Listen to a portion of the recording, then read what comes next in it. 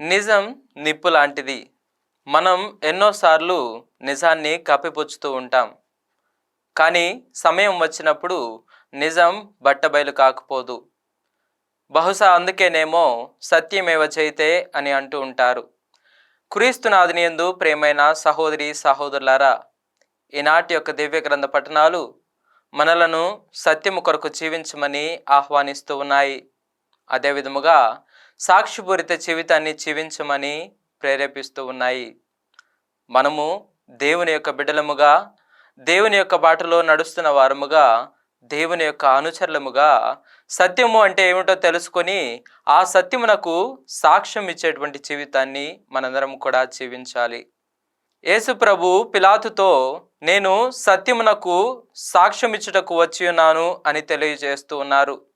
అదే విధముగా పునీత బాప్తిస్మ యోహాను గారు క్రీస్తు ప్రభువే సత్యం, మార్గం, జీవం అని తెలియజేస్తూ పాపపు జీవితాన్ని జీవిస్తున్నటువంటి హేరోదు రాజును ఖండిస్తూ సత్యమునకు మార్గముగా ఉన్నారు.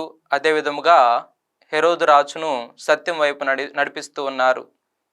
కానీ హేరోదు రాజు నిజమైనటువంటి సత్యాన్ని తెలుసుకోలేక పాపపు జీవితాన్ని జీవిస్తూ ఉన్నాడు.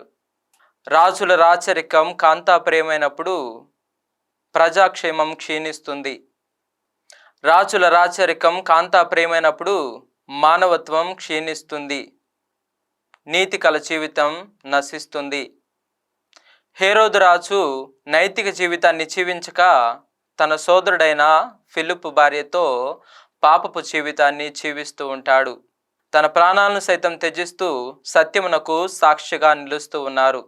ప్రియమైన సహోదరి సహోదరులారా, క్రీస్తుని యొక్క శిష్యులముగా, క్రీస్తు చూపినటువంటి బాటలను నడుస్తున్నటువంటి వారముగా మనందరము కూడా సత్యమునకు సాక్షులుగా జీవించాలి. ప్రియమైన సహోదరి సహోదరులారా, ఈ సత్యమునకు సాక్షులుగా జీవించడానికి మన ప్రాణాలను సైతం మనం త్యజించగలిగి ఉండాలి.